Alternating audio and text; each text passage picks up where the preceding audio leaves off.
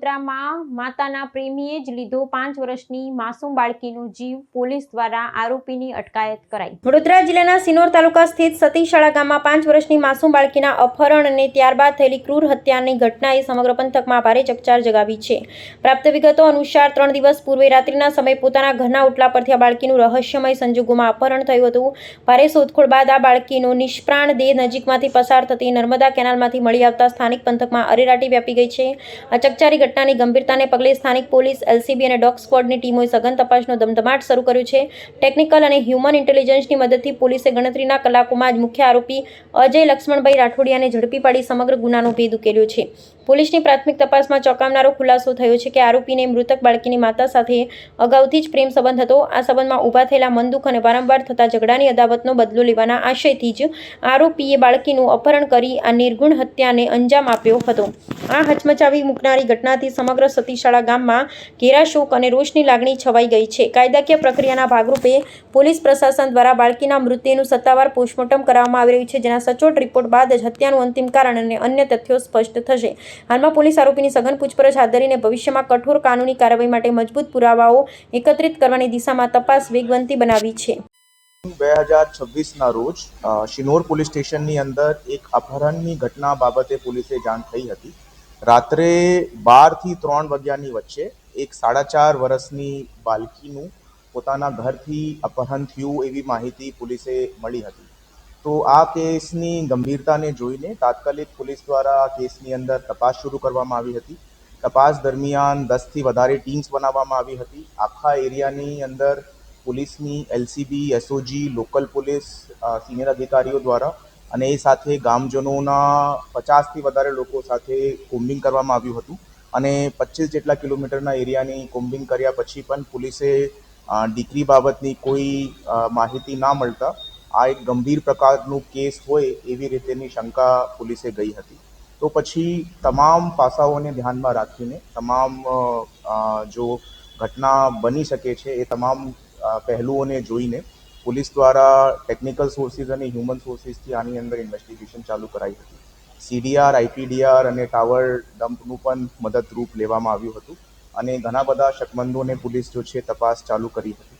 એ પછી પોલીસે થોડા ઘણા બધા ક્લૂઝ મળતા એક અક્યુઝડ અજય લક્ષ્મણ રાઠોડિયા, જો કે વિક્ટિમના ઘરને સામેવાલે ઘરની અંદર જ રહે છે, એ જ ફલિયાનો રહેવાસી છે, તેના ઉપર શક ગયો અને વિક્ટિમ દ્વારા આ પોલીસે કન્ફેસ કરવામાં આવ્યું છે કે ભાઈ એમના દ્વારા આ દીકરીનું મર્ડર કરવામાં આવ્યું છે અને ગઈકાલે મર્ડરની ડેડ બોડી કેનાલની અંદર કઈ જગ્યા એમના દ્વારા ફેંકવામાં આવી છે તે જગ્યા બતાવતા વિગતવારનું પંચનામો કરીને પોલીસને દીકરીની જો ડેડ બોડી છે તેને રિકવર કર્યું છે।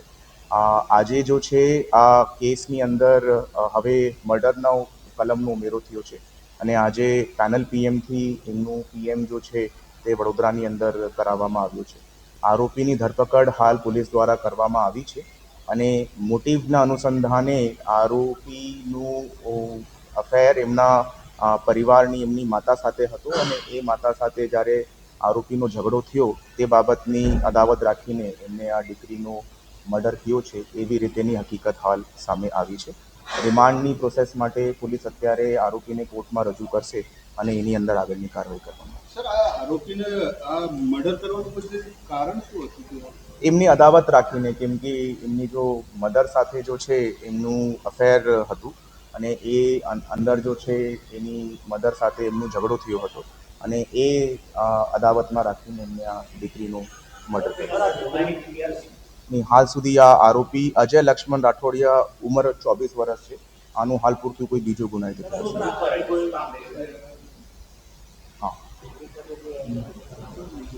તે બાબતની તપાસ હાલ ચાલુમાં છે। We are waiting for the postmortem report to come in and પૂછપરછ પણ આરોપીની હાલ ચાલુમાં છે। તો એવી રીતેની ઘટના સામે આવશે એની અંદર પણ યોગ્ય કલમનો ઉમેરો કરવામાં આવશે। બાળકી જો છે રાત્રે ઘરના કમ્પાઉન્ડની બહાર પોતાના વડીલો સાથે ઊંઘતી હતી એન્ડ આ અક્યુઝ જો છે તે બાળકીનો નોન હતો। તો નીંદની અંદર જ એ પોતાના ખભા ઉપર ગોદીની અંદર લઈને બાળકીને જતો રહ્યો હતો અને થોડાક દૂર ગયા પછી જ્યારે બાળકી રડવાનું ચાલુ કર્યું હતું તો ત્યાંથી જ એક પ્લાસ્ટિકની દોરી લઈને એમને ટૂંકો ફાંસો ખાધીને એ દીકરીની મૃત્યુ કરી છે.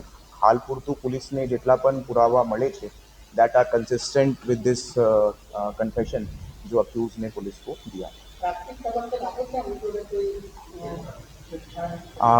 એ શક્યતાને નકારી શકાય નથી અને એ બાબતમાં જ અમે પેનલ પીએમથી આજે પીએમ કરાવ્યું છે. Let the PM report coming only then we can say કે એક્ઝેક્ટલી क्या हुआ है इस केस के अंदर અને આરોપીની પણ પૂછપરછ ચાલુ છે. તો રિમાન્ડની અંદર પણ અગર બીજી કોઈ હકીકત ઉજાગર થશે તો અમે આગળની સર કાર્યવાહી પોસ્કોની કલમ ઉમેરવામાં આવશે એને જ અગર કોઈ એવી રીતેની હકીકત સામે આવશે તો we will definitely add the sections of POCSO. આની જોડે કોઈ અન્ય મદદ કરી હોય તો પછી ના, અત્યારે આ જો હાલ પૂરતું જેટલી તપાસ થઈ છે આ સિંગલ આ જ આરોપીની કૃત્ય કરાયું હોય એવી રીતેની. આ એક પ્લાન કર્યું હતું ડાયરેક્ટર આખું કાવતરું કર્યું આખું પ્લાન હતું કે આ કાવતરુની પ્લાનથી જ કરવામાં આવ્યું હતું એવી જ હકીકત દેખાય છે. કેમ કે જો ટાઈમિંગ છે તે ટાઈમિંગ પણ સસ્પેક્ટ છે અને ઇનિશિયલ ઇન્વેસ્ટિગેશનની અંદર જો છે એમનું મૂવમેન્ટ જો છે પોલીસે ટેકનિકલ સોર્સિસથી પછી પોલીસે એમનું મૂવમેન્ટ એસ્ટાબ્લિશ કરવું પડ્યું હતું. આઈપીડીઆરની મદદથી અમે લોકોએ આ કેસની અંદર રાત્રે જો સમયગાળો છે એ સમયગાળા દરમિયાન આ આરોપીની હાજરી મૂવમેન્ટનું પ્રસ્થાપિત કર્યા પછી અમે આનું ભેદ ઉકેલ્યું છે. જે બાળકીની માતા છે એમની જોડે કંઈક પૂછપરછ કરવામાં આવી? That investigation is still ongoing and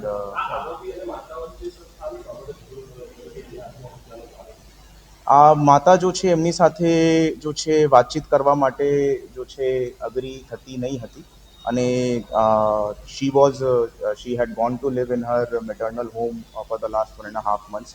તો એ બાબતની પણ એમના સાથે ઝઘડો ચાલતું હતો. લાઈક આઈ સેડ કે પૂછપરછ હાલ ચાલુ છે અને રિમાન્ડ દરમિયાન અમે વધારે પૂછપરછ કરશું તો that everything will get to know once we have the